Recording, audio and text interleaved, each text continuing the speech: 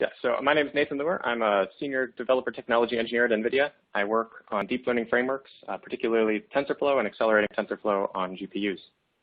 Today I'm going to talk about automatic mixed precision, which is a set of features that we've added to TensorFlow to make accessing the power of tensor cores on Volta and Turing GPUs as easy as possible. So in this talk, I'm going to go through about 6 topics. First, I'm going to talk about the background of mixed precision, sort of the theory, what's involved at a high level. Then I'm going to break that down and talk about, in detail, automatic loss scaling and the mixed precision graph optimizer that are sort of the 2 cornerstones of implementing automatic mixed precision in TensorFlow. I'll talk about how they work, why we implemented them that way. Then I'll sort of zoom out and talk about actually using these features in TensorFlow. What's the API like? How do you use it?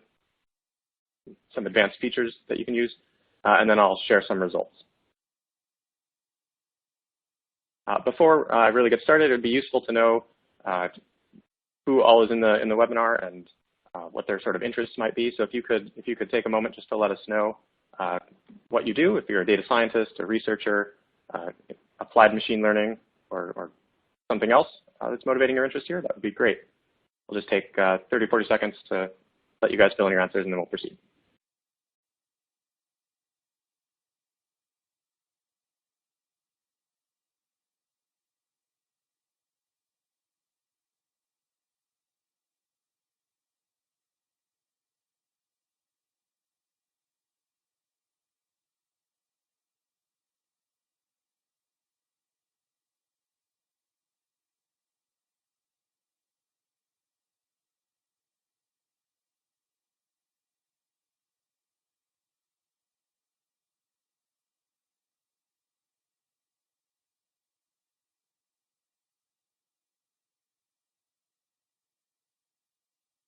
Okay, so first off, we'll cover some of the background theory of mixed precision. Okay, so first, just by way of motivation, why do we want to do mixed precision? What's this all about? So the first observation is that if we reduce precision, say use 16-bit floating point or even lower, it's very easy to make deep learning go faster. You can train faster. You can also do larger models. This is really easy. The problem is you don't necessarily get the right answer. So going faster isn't really useful if you don't get the right answer. And so to really get the right answer, there are certain places, at least, where you need full precision. And really the goal of using multiple precisions is then to avoid sort of a pure trade-off between getting the right answer or going fast. Can we get the right answer and still go fast? So our goals really are to maximize using the reduced precision, in this case 16-bit floating point, while still maintaining sort of full precision, not needing to change your hyperparameters to retune things. You should get the same answer the same way. And then to make that really usable, we need to provide an automated set of tools so that you can sort of easily enable this, turn it on, and get the benefit of tensor cores. So to give kind of a flavor of where we're going, when we've put all the pieces in place, you'll be able to enable automatic mixed precision with a single line in your training script, this green line here. You flip that on, you should get 1.5 to 3x speed up compared to an FP32 job, or run with larger batch sizes, deeper models. You should be able to do all of this without worrying about losing any accuracy as well. So, and there's some examples that we'll touch on later as well that are available to you. So that's where we're going. So the foundation of how we get there is this tensor core. This is a hardware unit to do 16-bit floating point math on the GPU. It has really high throughput. It can do 125 teraflops. This is 8 times faster than the V100 can do FP32 math. So you can use this to great effect to get a big speed up. What's often overlooked, I think people understand that a tensor core is 16-bit unit and fast, but it's actually inherently mixed precision. So if you look at the diagram at the bottom of the slide, the inputs come in as 16-bit, but then the product that you can do between them is a full precision product. There's no loss there. And when you then accumulate, doing a matrix multiply operation, that accumulation happens in FP32. So this is really kind of a great idea, I think. If you think about just doing a matrix multiply in straight FP32, where the inputs are FP32 and the accumulation is in FP32, you sort of know inherently that you're wasting something on the inputs, because if you really need 32 bits to represent the dynamic range of the inputs, then two large inputs are going to meet somewhere in this matrix multiply, and they're going to give you an infinity or blow out of the dynamic range of float. So if you're doing a float 32 gem, you kind of already know that it's going to be pretty safe to lower the precision of the inputs. So these tensor cores are used already in cuDNN and cuBLAST, NVIDIA's libraries to do deep learning. And they accelerate matrix multiplies and convolutions. So really our goal is to get the matrix multiply and convolutions to use tensor cores. That's kind of the first foundational piece of getting mixed precision training working. But unfortunately, there's some other steps that are needed as well. So this is kind of the total strategy. These five things are what we need to do. So of course, use tensor cores. The second one is we really want to store the activations as much as possible in FP16.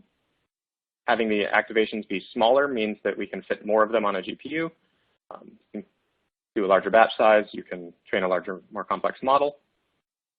Also for operations that aren't using tensor cores, but are bandwidth bound, like say a ReLU operation, you can double the effective bandwidth.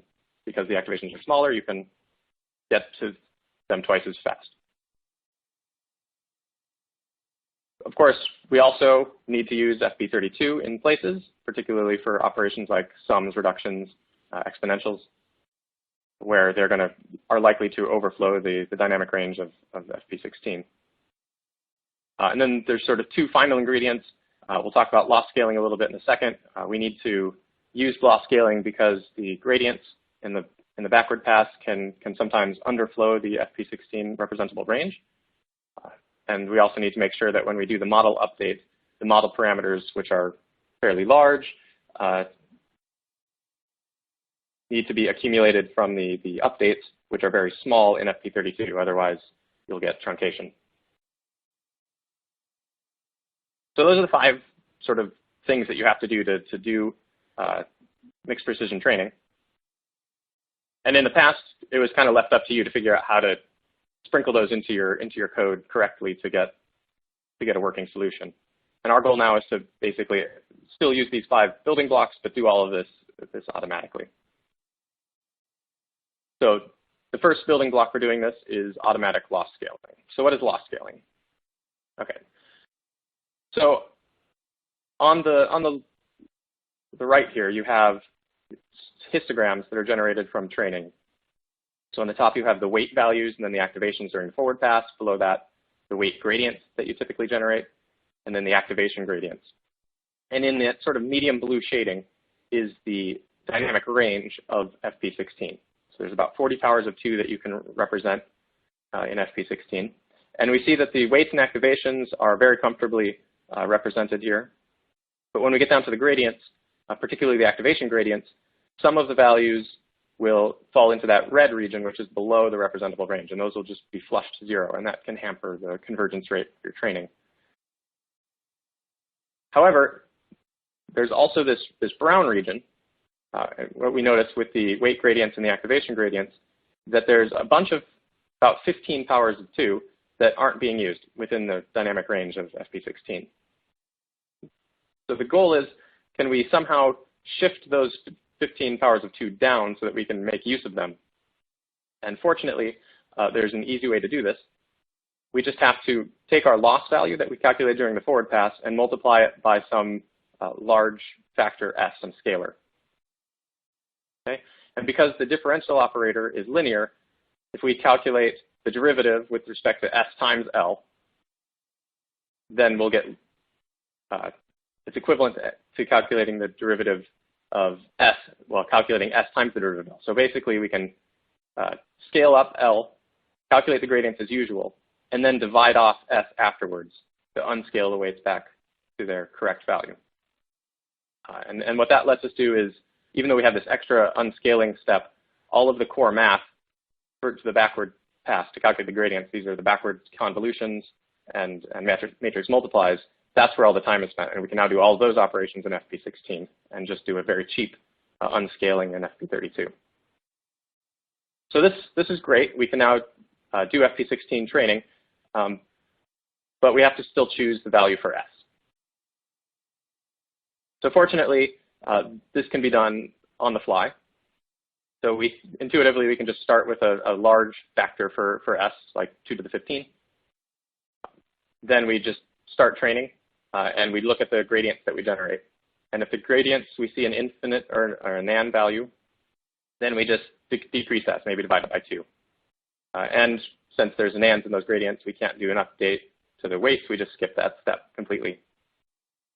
And then if we've been training for a while with a value of S and everything looks good, everything's finite, then we can boost S back up to try to find a higher value to make sure that we're not underflowing anything.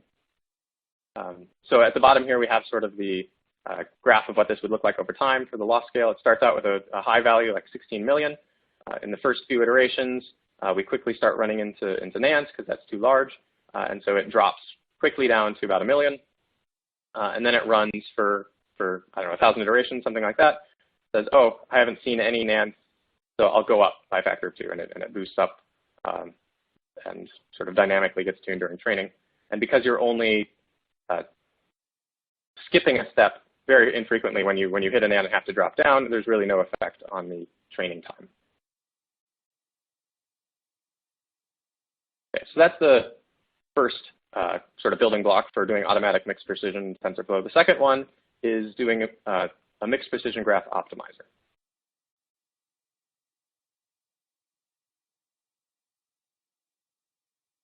So TensorFlow has a really nice feature in that it will take your code and it can represent it as a computational graph. So here we have sort of a trivial snippet of TensorFlow code. You create an input X, you create a kernel W, you multiply W times X and then add X to it again. That's what you would write in Python. And TensorFlow will take that and will basically generate internally this graph at the bottom that represents the same thing. And the reason this is really great is because you can actually take that graph between when your script creates the graph and when TensorFlow actually executes the graph, and you can perform optimizations and transformations on that graph. And so this is the strategy that we'll use. So for example, given the graph that we started with on the previous slide, we can insert a couple of casts, and now the graph is doing this mapmole operation in FP16 using tensor cores. So that's kind of the intuitive idea. But of course, we have to decide exactly what we're going to cast and where. So to do this, we basically define 3 sort of core categories and then sort of an everything else catch-all. And the first category are the always cast ops. So these are ops that are highly accelerated in FP16. So if you cast them, it will always be worth it from a performance standpoint. You'll always go faster by adding the cast and evaluating in FP16. So mapmole and convolutions, again, those are the poster children for this category. Then there's ops that we'll label as maybe cast. So these you can execute in FP16. It's safe to do so. There are implementations available to do that. But on their own, they won't justify the cost of the cast. So if you think of like a ReLU operation, a ReLU is a read and a write. The cast is a read and a write. So it doesn't pay to do a read and a write in a read in FP32 and a write in FP16 to do the conversion, and then to evaluate the ReLU. You might as well just evaluate the ReLU in FP32. So these are things that we may want to cast, but depending on the context of the graph, we also may not want to cast. And then the third category is things that are not safe to cast because they need the dynamic range of 32-bit floating point. Things like exp or a loss function, which will involve a sum. And then of course there's everything else that we more or less will leave alone. So it's really simple to do the always cast and never cast. I think those are, you just look at each op and you decide whether you want to add a cast around it. The maybe cast is kind of the complicated part because these really depend on the context in the graph. And so to show how we handle those, I think that example is probably the easiest way to go. So here's looks kind of complicated, but it's really a simple graph. We start off here on the top left with this placeholder. This is the inputs. They go down to this COM2D immediately below and to the right, the sort of first layer. Then that flows into the ReLU, and then there's an add to do a sort of a residual type connection, again bringing in the input. That then goes down directly below the add to the matmul, which generates some logits, and those go to the loss function. The loss function also takes in labels, which is that second placeholder, and that gives you your total loss. We're doing loss scaling, so this bottom left variable v2 is the loss scaler that comes in, and we multiply by the loss before we proceed up the sort of the next stack there, just to the right, starting with loss grad, which is the backward pass. So right above loss grad, this is the input gradient path, and then over just to the right, you have the filter gradients.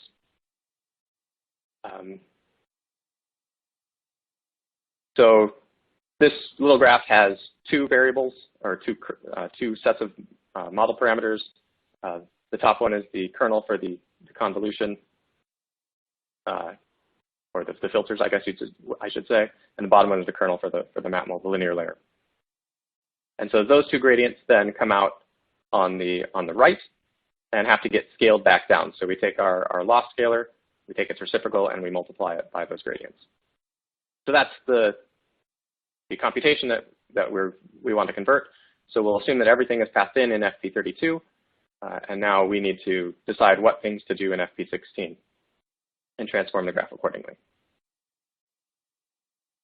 So the first step is just to label all the nodes according to the list that they fell in. So I've put all the always cast things in green. The never cast are in red, and then the gray are the maybe cast. So our job now is to figure out what color to color the gray based on their context around red or green.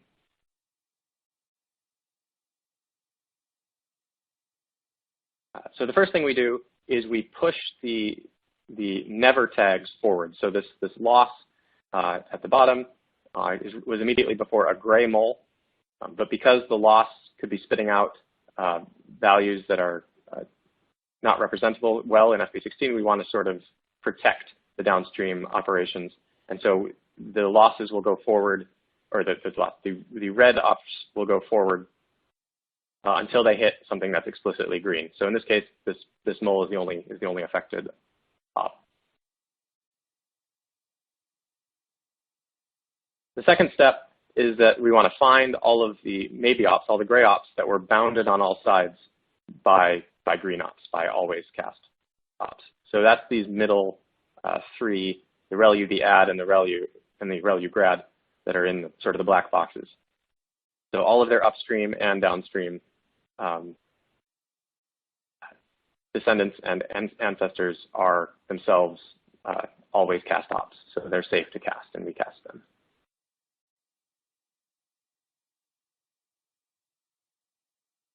Okay, so this just leaves us to find the boundaries between where there's something coming in that is not FP16 yet, and it's going into these regions of the code where it is FP16.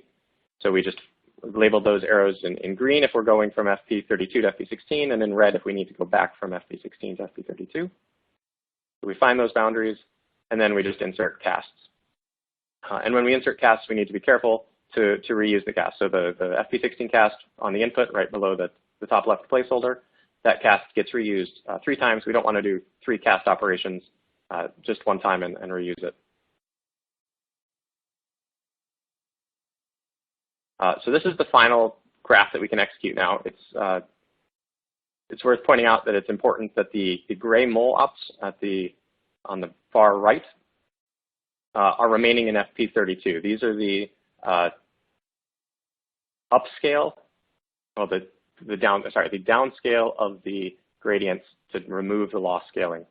The reason we loss scaled is because those gradient values were very small. So when we're done unscaling them, they're going to be not representable in FP16 anymore. So we need to make sure that they're being done in FP32, and indeed our algorithm does ensure that that's the case.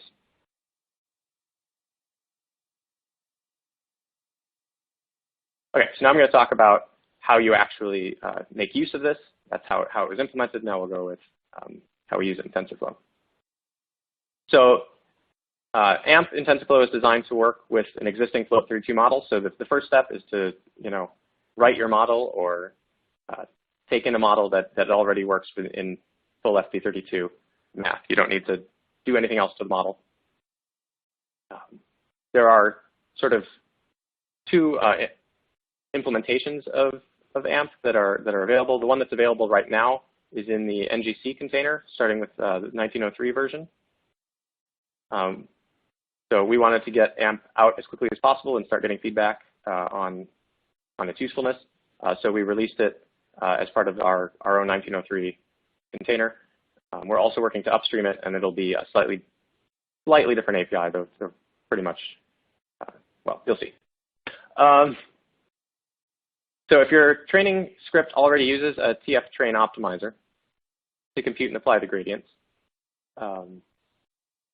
then both loss scaling and mixed precision graph conversion can be enabled just by setting a single environment variable. So here you set this TF enable auto mixed precision equals 1, and you call your training script the same way you did before, and now it will have loss scaling enabled and running, so it should run faster, and you shouldn't see any other problems.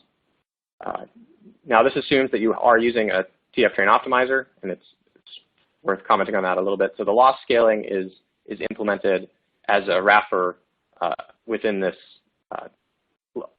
the TF train optimizer. So if you call tf.gradients directly to compute your gradients, and then pass those gradients into either implement your own update step or pass them into the apply gradient step from the optimizer, then loss scaling won't have gotten applied, and you won't be doing what you want to be doing. So in the case that you aren't using a TF train optimizer to both compute the gradients and apply the gradients, you have to implement the loss scaling part yourself.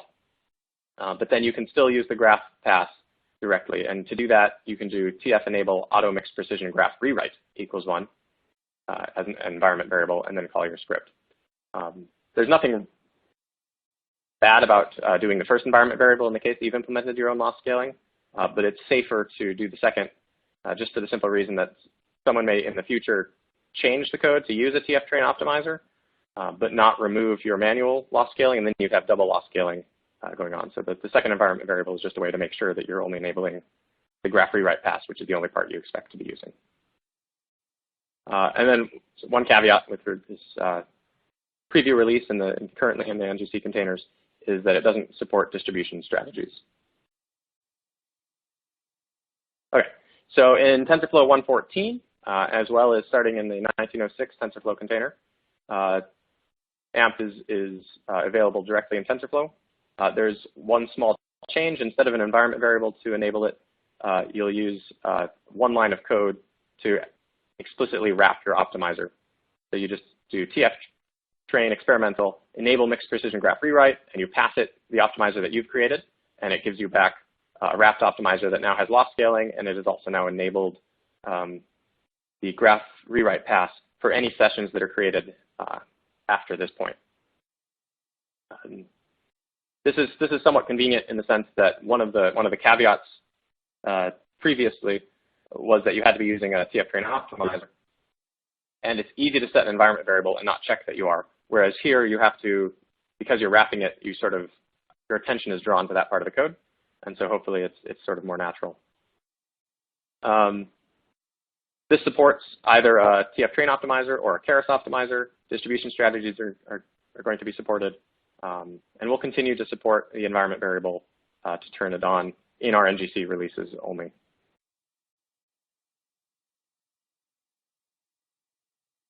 So as I mentioned, the enable mixed precision graph rewrite will trigger the graph rewrite for any sessions created after the current session or after the call is made.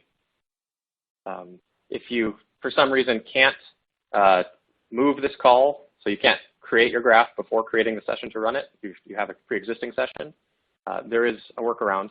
You can pass this auto mixed precision flag to your config when you create the session. And then, of course, you'd still have to wrap your optimizer as before to get the loss scaling part in place.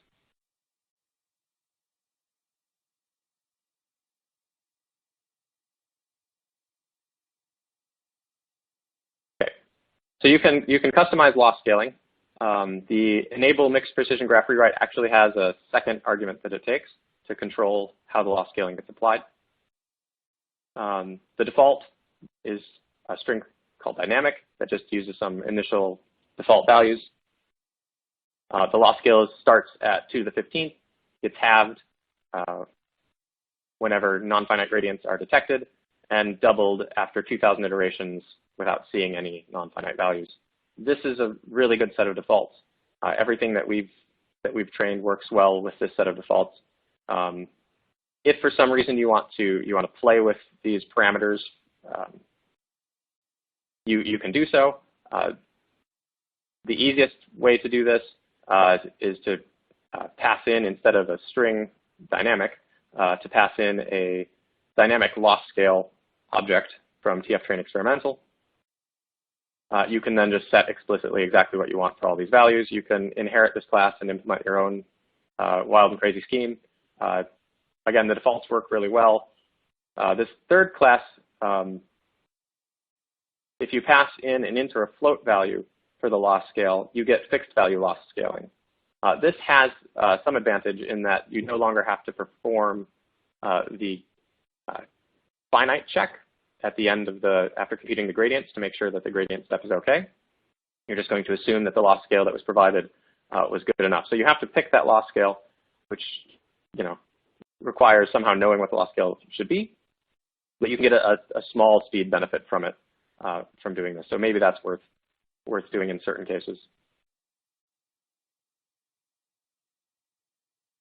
Another feature that we've worked on recently is conversion scopes. So this is a way to limit what parts of the graph AMP considers for lowering to FP16. Pretty simple to use.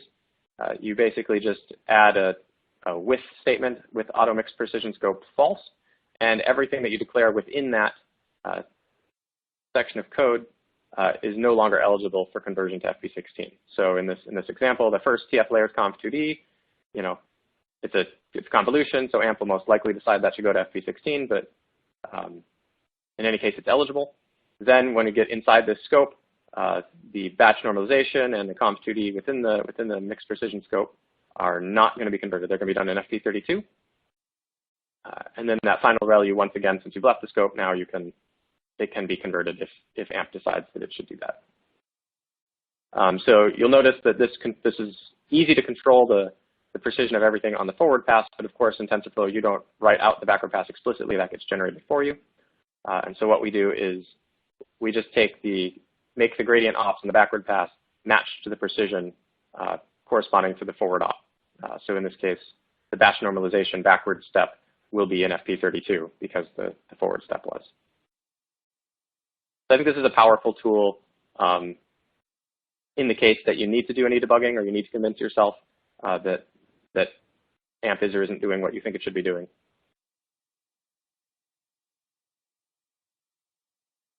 So again, the scopes are available in our container. We're working on upstreaming them as we speak. Probably won't be upstreamed in 1.14, but maybe the next release of TensorFlow. Maybe the name will change. So the from statement here is different than on the previous slide. Otherwise, everything is identical. So if you are using upstream TensorFlow, look forward to that.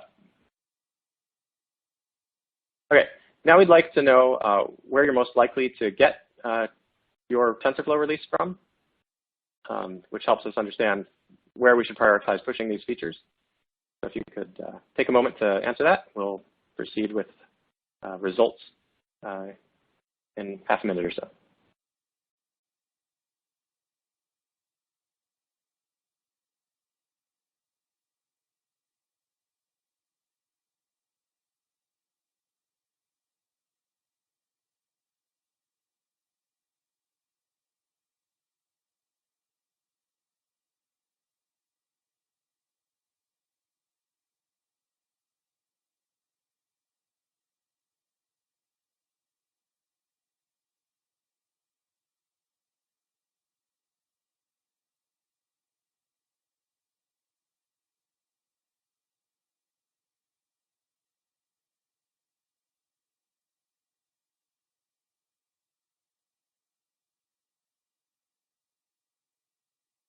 Okay, so what kind of results can we expect to see by using AMP? So Alibaba has worked with us to bring AMP into TensorFlow, and they're an early adopter who've used these graph optimization passes in their workflow, and they're using them in production quite widely now. And they've highlighted that they no longer have to do any FP32, to FP16 casting work manually. They're using it in a diversified class of internal workloads, natural language processing, convolutional networks, sparse embedding, etc. They're getting 1.3 to 3x speedups for, which is great considering it's like a one-line change. So more specifically, looking at sort of individual classes of models in data mining and content mining, they're getting 2.4 to almost 3x speedups. Convolutional networks, somewhere around 1.5x. Same for transformer and BERT in sort of NLP applications, 1.5 to 1.6x.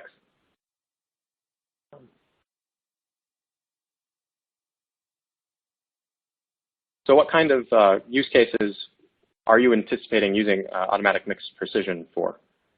You could take a moment to fill that in.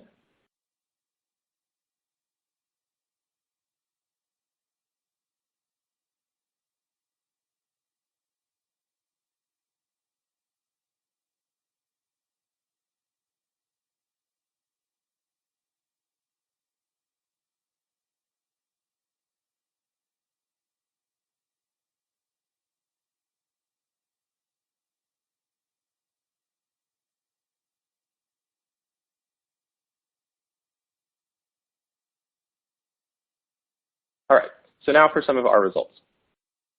So we trained ResNet 50 v1.5 on a single v100 GPU. We took the training script that's provided on the deep learning examples on GitHub. You can go and check it out. And there's basically, on line 261, we added a single line to add this wrapper that enables AMP.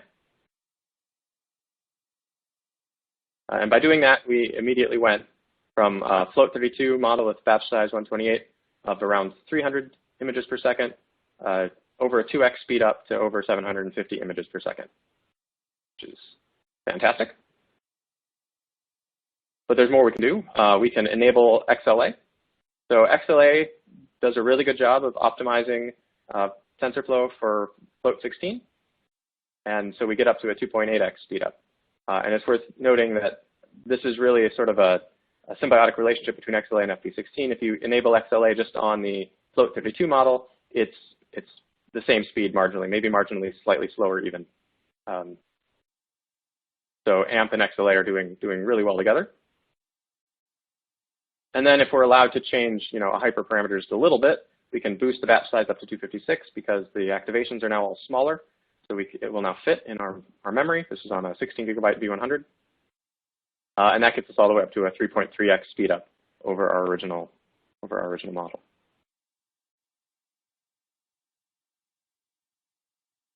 We can repeat sort of the same process for a variety of workloads on sort of different classes of models from single shot detection, NCF, BERT, and GNMT. We get 2 to 3x speed ups. GNMT is a little bit slower, but still like 1.6, 1.7x speed up. These are, great results considering we've changed one line.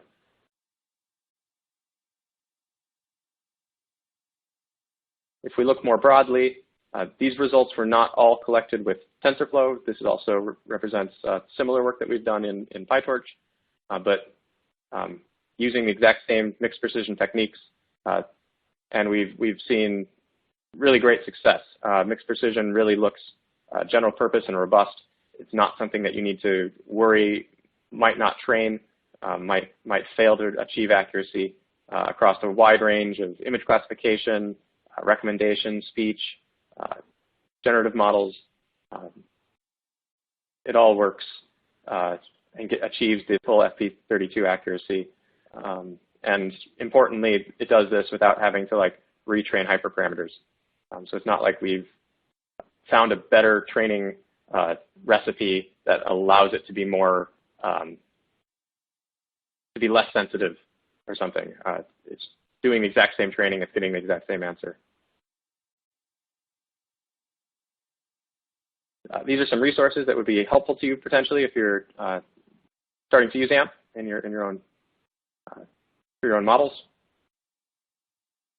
The first link is the TensorFlow containers that we provide through NGC. This is where you can get an AMP-enabled container right off the bat right now.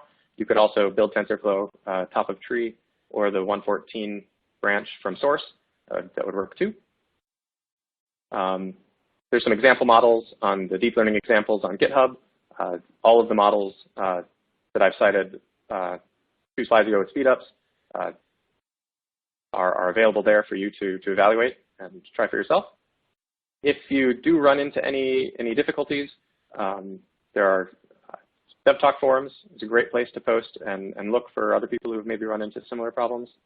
And then there's a mixed precision guide that covers more of the theory from the first part of the talk if you have any interest in understanding that better.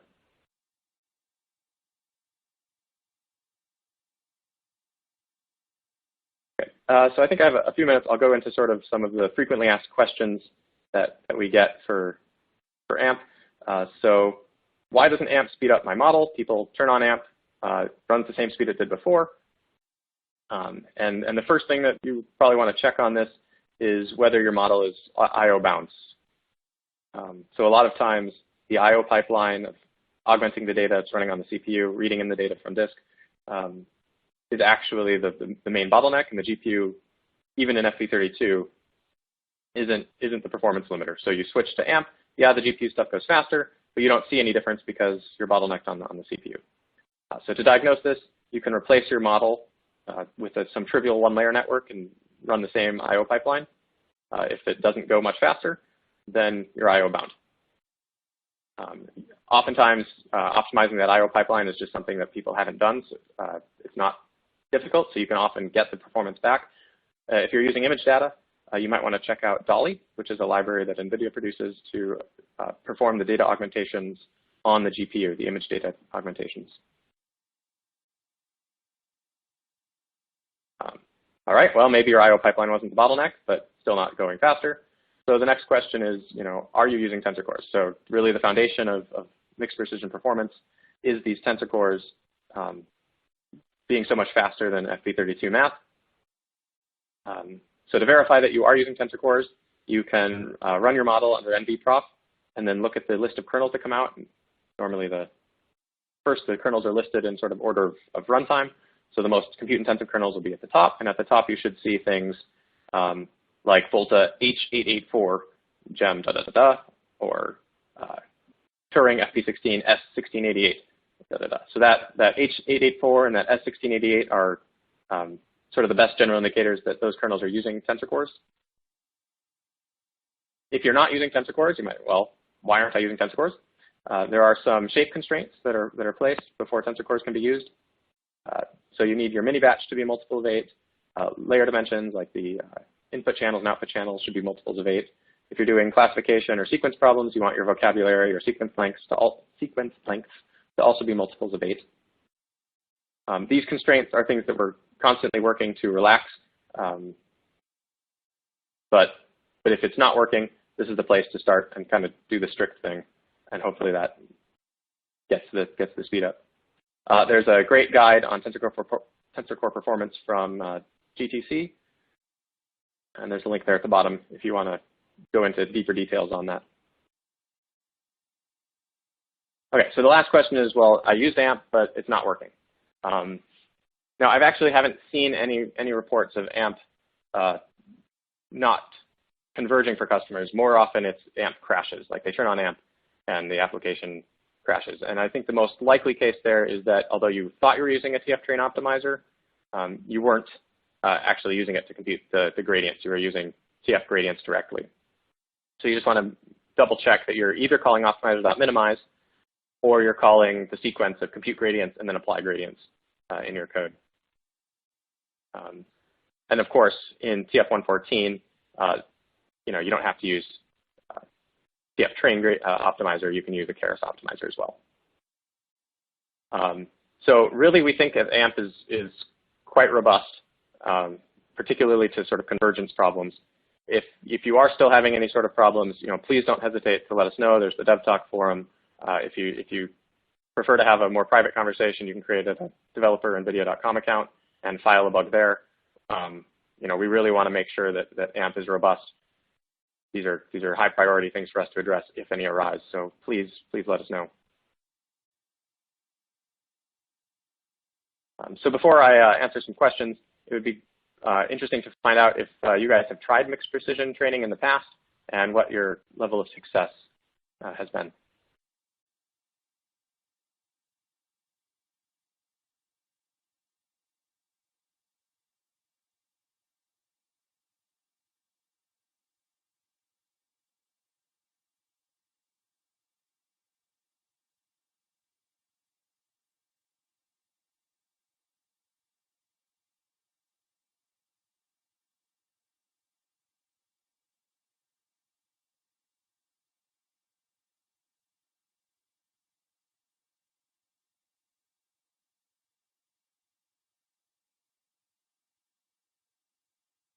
All right. So let's see, what are the questions here? Okay, can you use AMP with distributed training? The answer is yes. So there's several ways of doing distributed training with TensorFlow.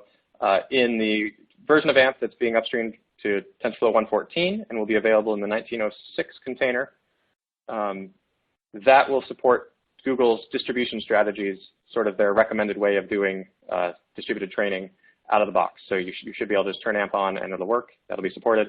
Another way of doing distributed training, I see other questions also specifically about Horovod. And AMP will work with Horovod already. There's sort of one complexity with Horovod where you might ask, so Horovod's doing this all reduce of the gradient parameters.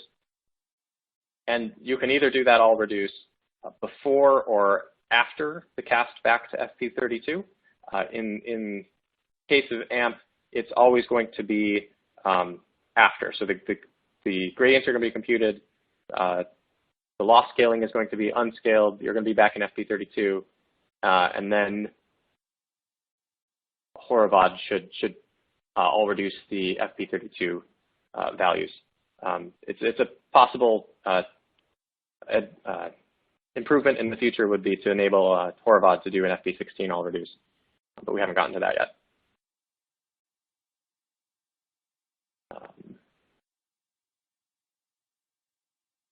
So another question about if this is supported by versions of Keras. So this should be supported by Keras without any major changes. In the TF114, of course, you can actually use a Keras optimizer, but even in the previous version, if you're using a TF train optimizer in the 1903, 1904, 1905 containers, it should still work just fine. I mean, Keras doesn't affect the graph, right? It still uses the same TensorFlow machinery. You get a graph, and that's really what we need access to.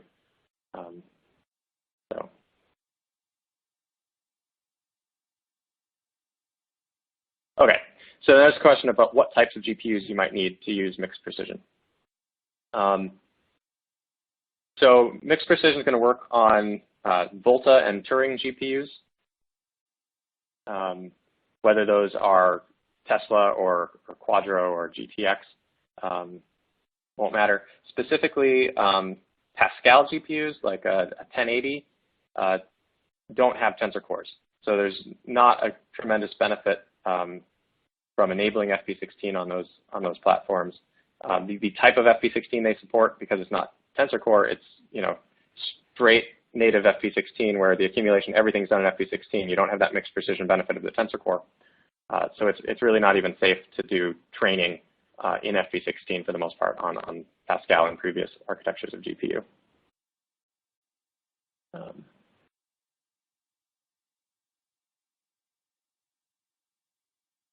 All right, I think I've handled the questions that I see. Are there other questions?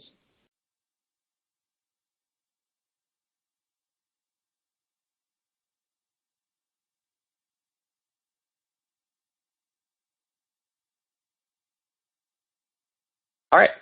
Well, thanks for attending. And